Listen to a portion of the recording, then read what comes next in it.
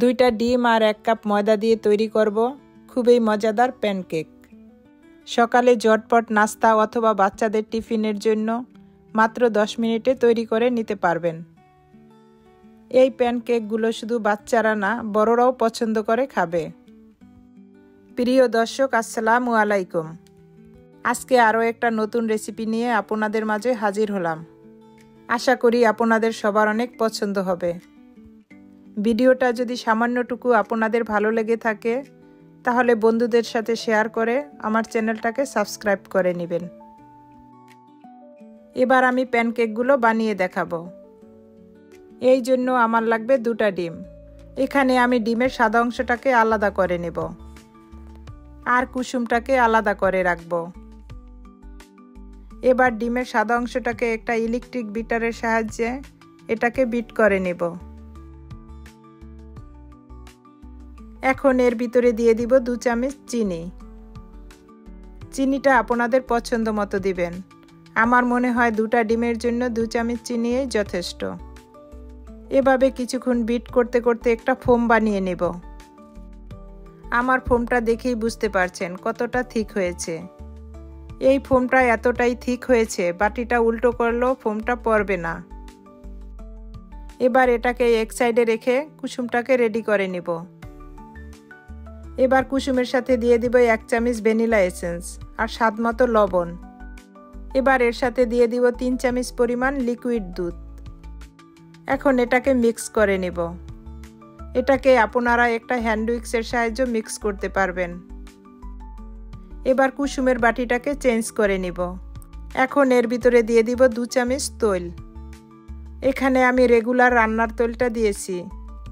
এবার তৈলটাকে ভালো করে মিক্স করে নিব। এটাকে ভালো করে মিক্স করা হলে এর ভিতরে দিয়ে দিব ময়দা। এখানে আমি 3 চামচ পরিমাণ ময়দা নিয়েছি। সাথে দিয়ে দিব 1 চামচ বেকিং পাউডার। এবার এই শুকনো উপকরণগুলোকে খুব ভালো করে চেলে নিব। এগুলোকে চেলে নেওয়ার চেষ্টা করবেন।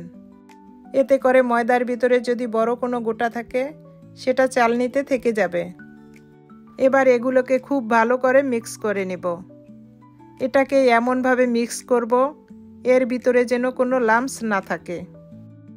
এটাকে একটু সময় নিয়ে খুব ভালো করে মিক্স করতে হবে।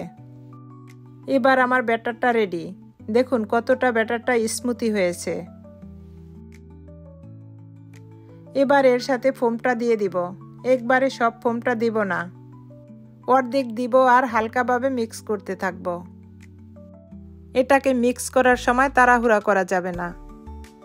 এটা তাড়াহুড়া করে মিক্স করলে ফোমটা নষ্ট হয়ে যাবে। এবার ব্যাটারের সাথে পুরোটা ফোম দিয়ে দিব। এভাবে দিয়ে আবার হালকাভাবে এটাকে মিক্স করে নেব।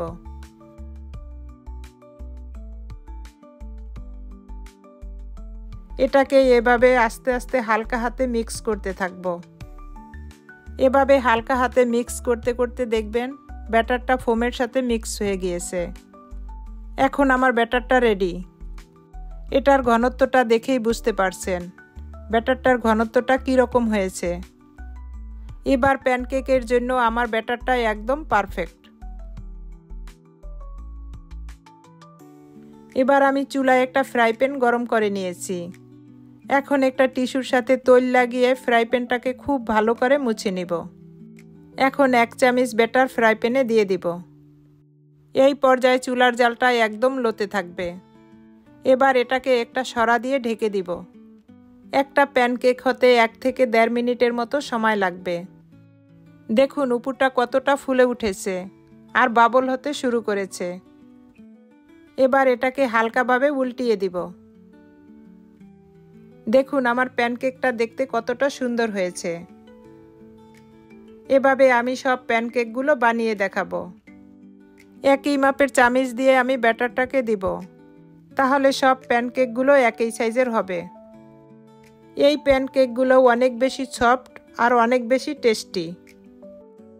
খুব অল্প সময়ে এই প্যানকেকগুলো আপনারা যে কোনো সময় ঝটপট বানিয়ে খেতে পারবেন। দেখুন আমার প্যানকেকগুলো দেখতে কতটা সুন্দর হয়েছে।